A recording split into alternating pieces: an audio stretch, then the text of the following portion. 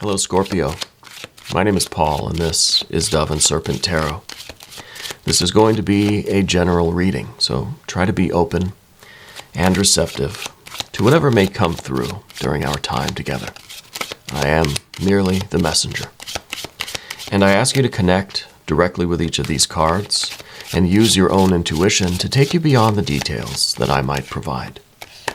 And if there is anything you need me to pray over, or meditate upon, or send positive energy toward, please let me know.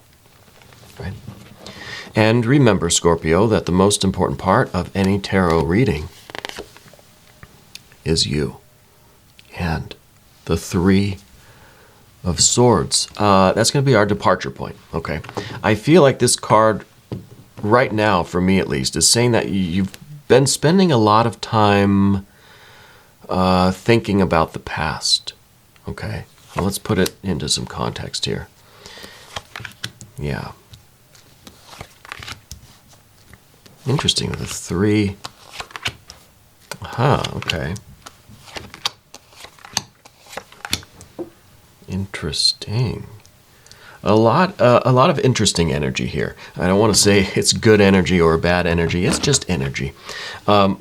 But I kind of like that we do a three. You know, we've got a 3 and a 3 here. Because to me, this is almost like we're thinking a lot about the past because we're trying to understand something. We're trying to perhaps see a pattern or see, like, I don't know, like see what worked in the past here. Let's select our mystery card before we get too deep into this. This is one card from the Smith-Waite Tarot. And we're just going to set it aside. We're going to put Alien Simon Mork Ripley right there on top. And yes, that is their full legal name. But we're not going to look at that card until the very end. Okay? And hopefully it can tie everything together, give us the confirmation that we need. But we're doing something a little different on this channel. If at any point during the reading you get an idea, a sense, a feeling of what that mystery card is, I want you to type it into the comment section. I want to see if we can collectively raise our vibrations, tap into spirit, tap into our own intuition, and start discerning that mystery card together. Okay? But first, let's look around the room. It's strange that we only have the Hanged Man as the major arcana. This is a serious reading. We've got a lot of serious energies here. I think we're kind of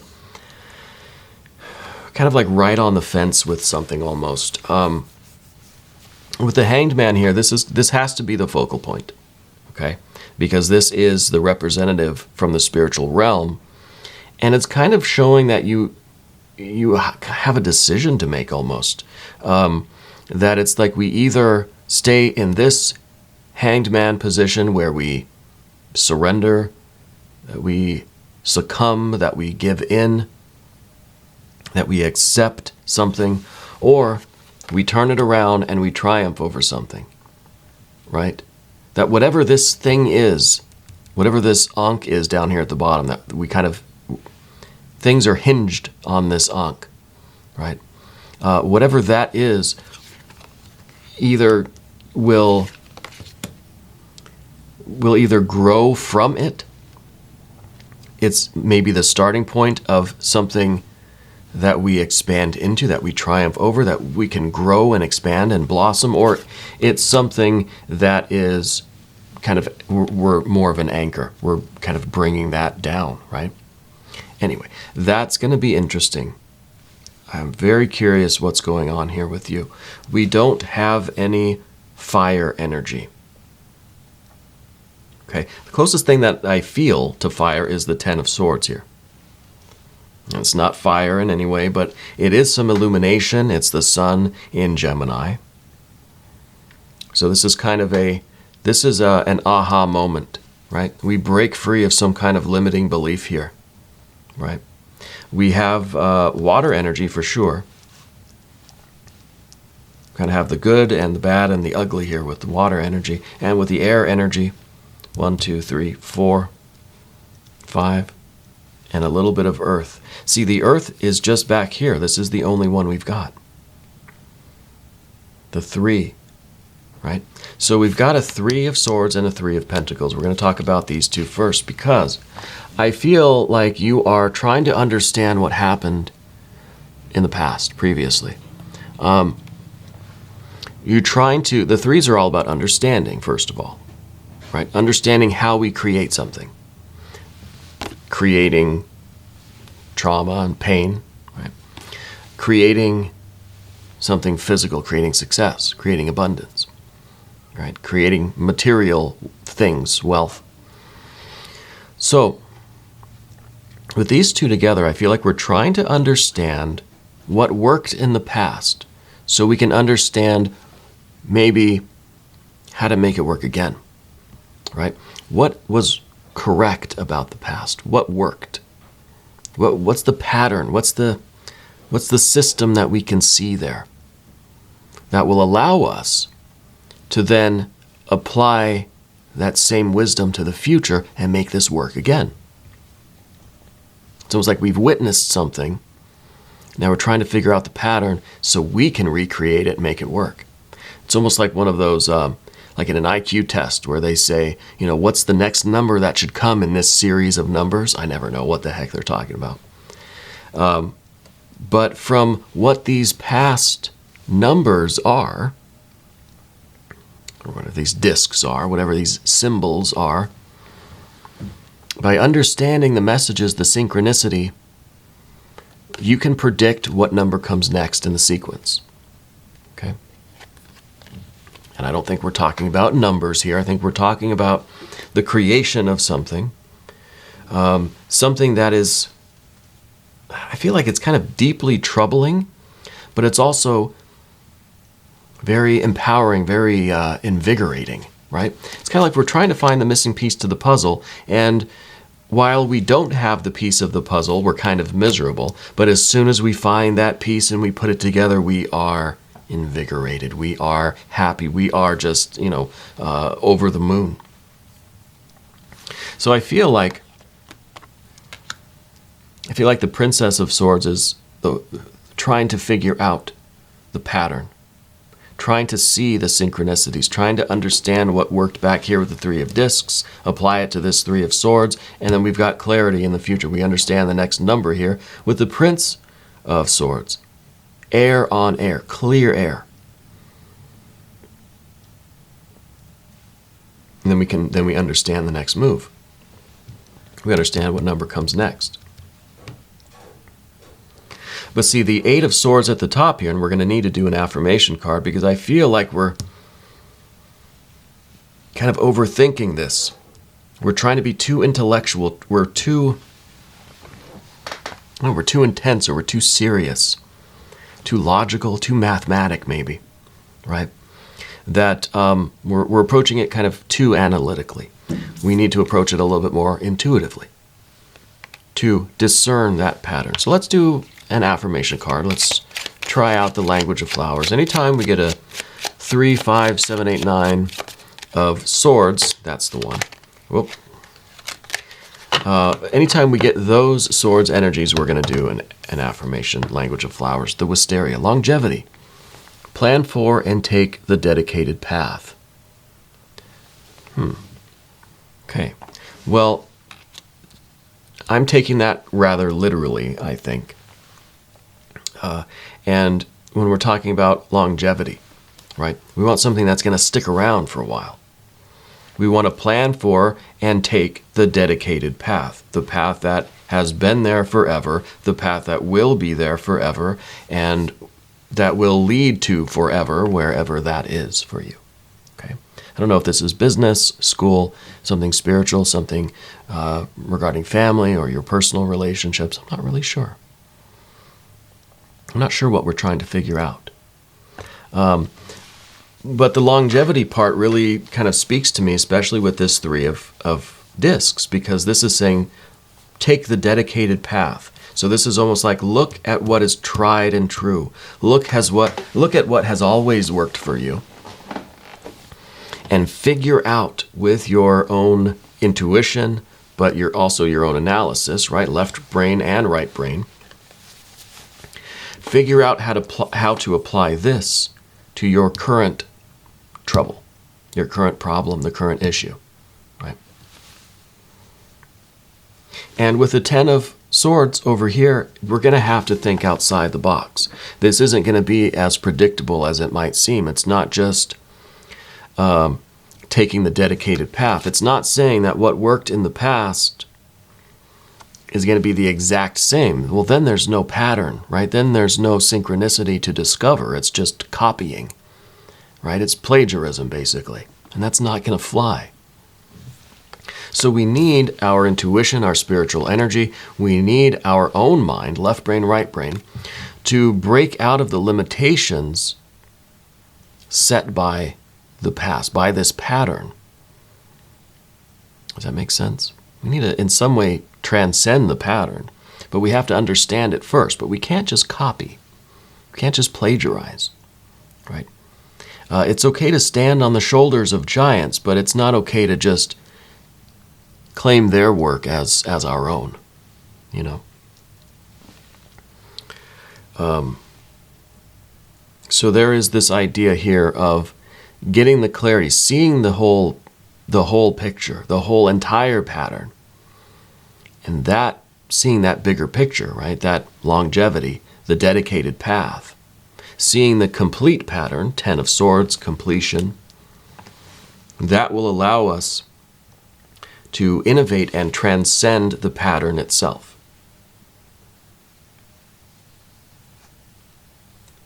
Okay, and I feel like we have to deal with that's kind of the first step here.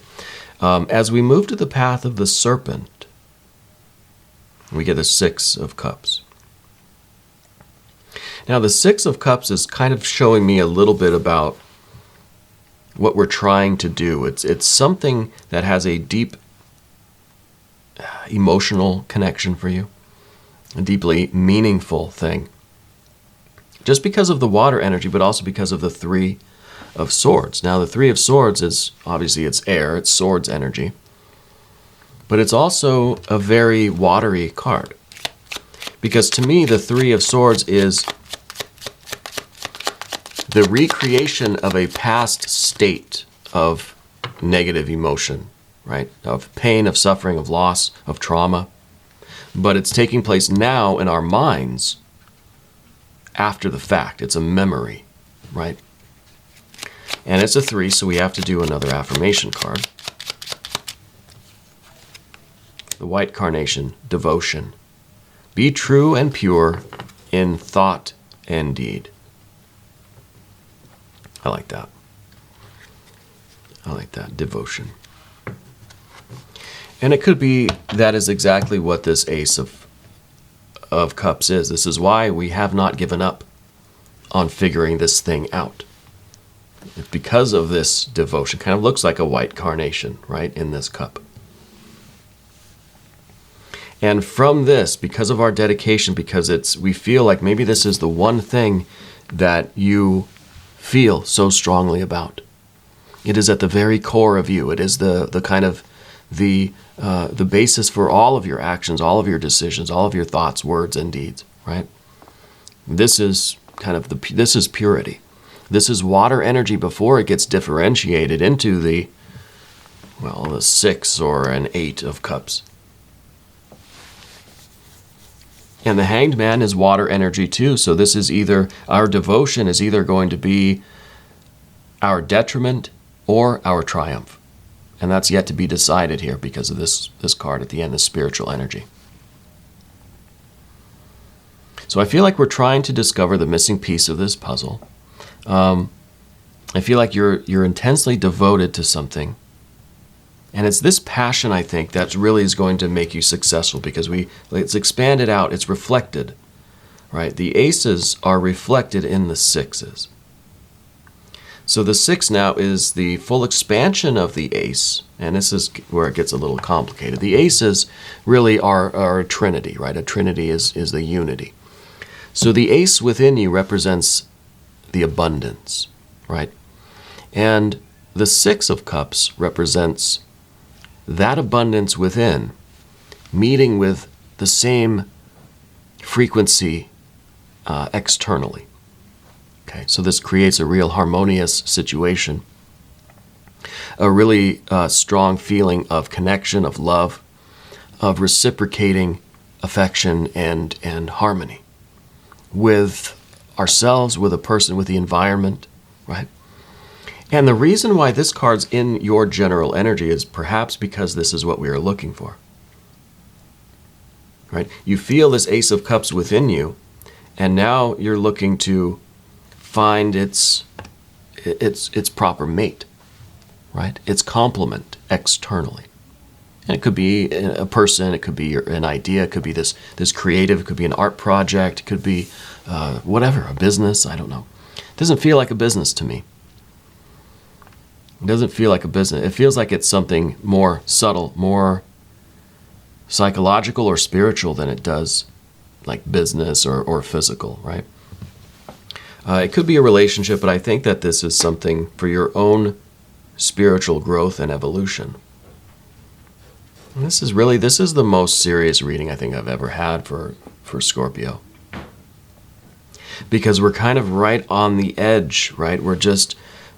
We're teetering between two worlds here. Because as great as this energy is, we're still afraid of the Eight of Cups.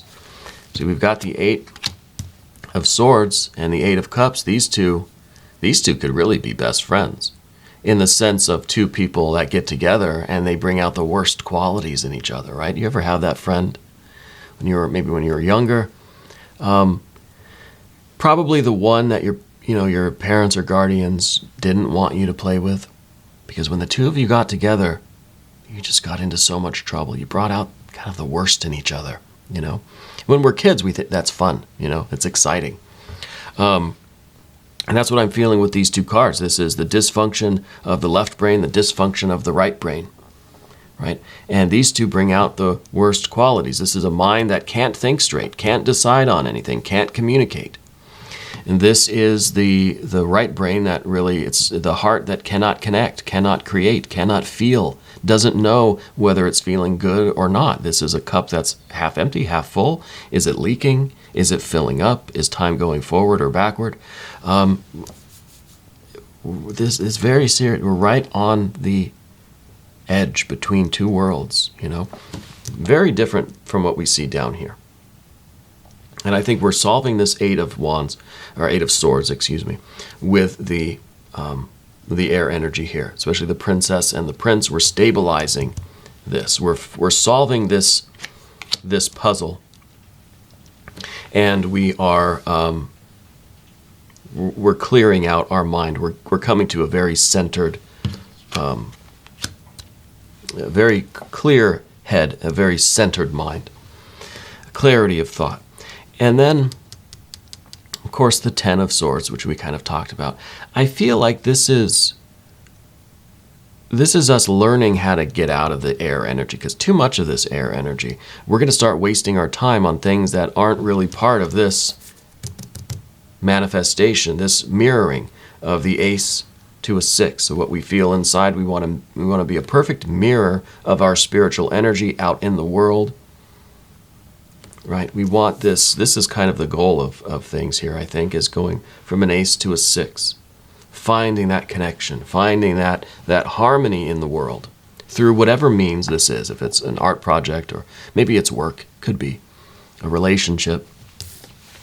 The Ten of Swords is kind of a waste of time on things that don't lead us anywhere. It's just kind of, again, we're just spinning our wheels. We're just occupying our headspace with nonsense.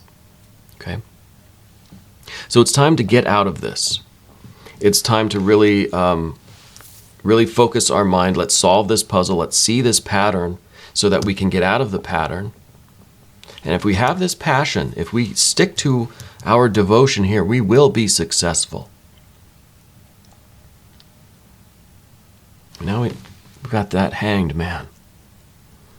And the Hanged Man, really, to me, it's feeling like someone that doesn't know if they're coming or going. We're not sure about anything, really, right? We're not sure if we are emerging from this thing as ourselves, or if we are dragging this thing, whatever the Ankh is, and the Ankh is life, it is eternal life, right? It is kind of the Ace of Cups. We're kind of hanging from that Ace of Cups there. Are we dragging it down through our efforts, or are we growing out from that? It just depends on how we look at this card, how we look at ourselves, how we look at the situation. Okay? So I feel like this is kind of an energy that is almost ready to give up. It's kind of on that edge, right? This is a voluntary card. The traditional meaning of the Hanged Man is a voluntary sacrifice, a voluntary suffering. It's kind of turning yourself in for punishment, right? And yeah, if we're stuck in these two, if these two friends get together and cause a lot of trouble and mayhem around town, then they go and they turn themselves in, sure. But if we can conquer these and our energy leakages, and we have these, then our Hanged Man is triumphant. Then our true self, we're not turning ourselves in for punishment, we're turning ourselves in for redemption. We are growing our eternal life. We are growing into who we are. We are blossoming and expanding, right?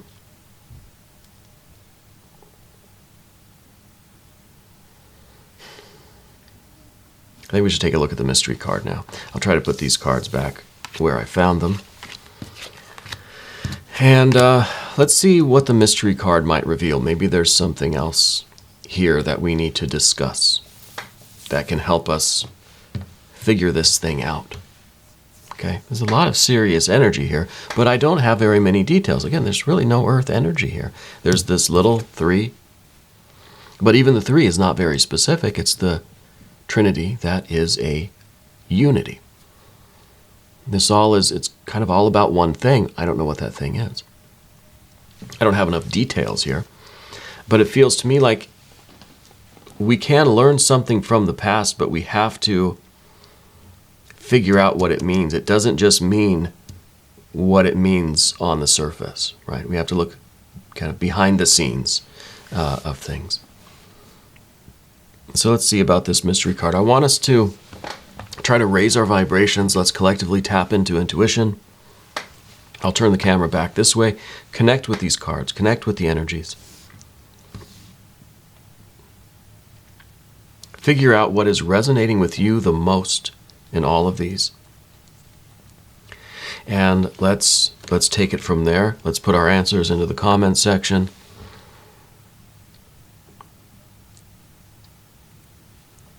I don't know.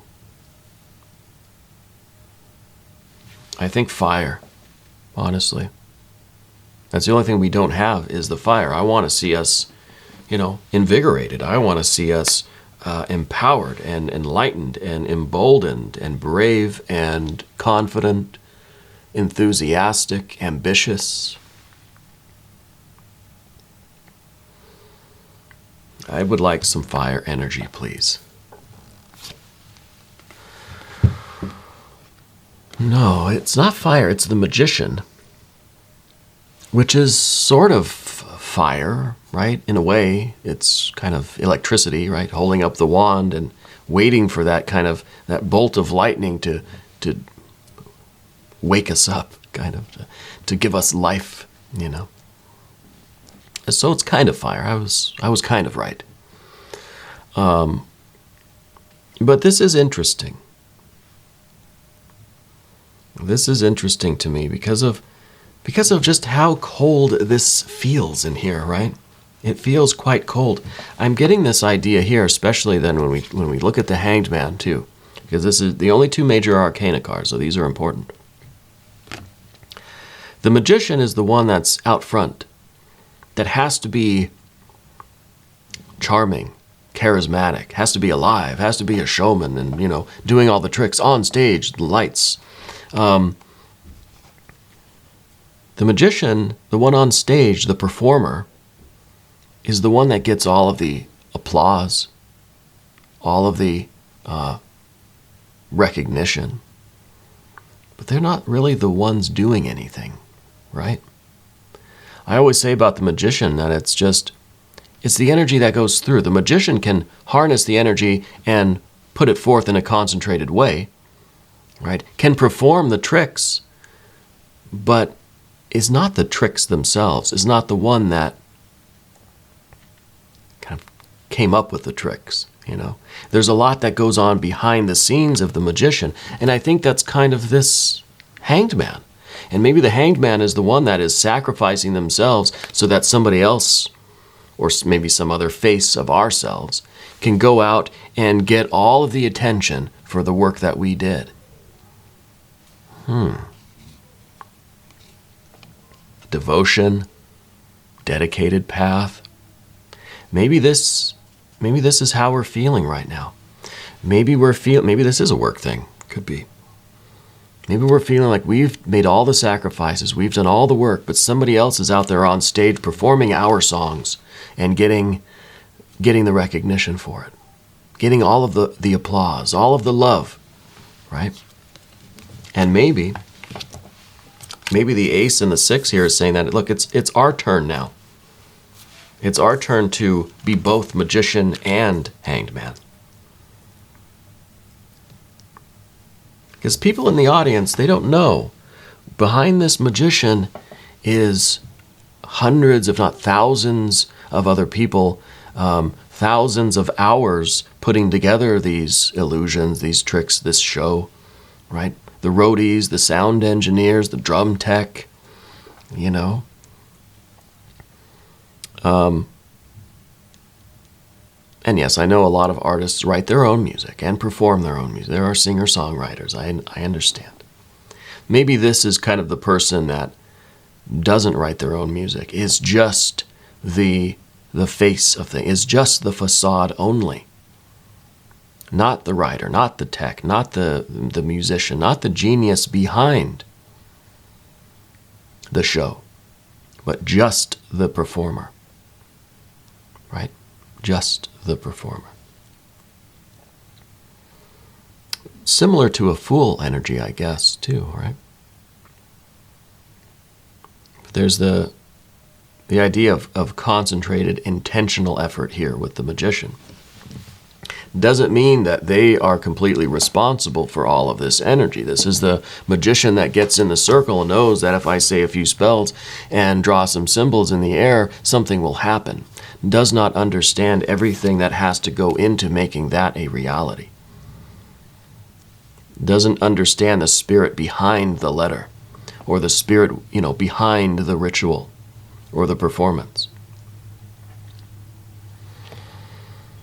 I'm very curious about this one, Scorpio. I don't know what's going on in your life right now, but it feels very serious. We're going to do an extended reading. Click either above or below if you want to join the channel membership. You get access to every extended reading, not just Scorpio, but for all signs. You get access to the Discord server where we can all chat and hang out. New readings for Scorpio every Wednesday and Sunday. Okay? Please subscribe to the channel. Hit the notification bell so you don't miss the next one. Hit the like button, leave a comment. I appreciate you. I want you to remember that you're the most important part of Dove and Serpent Tarot. I thank you, and I love you, and we are all in this together.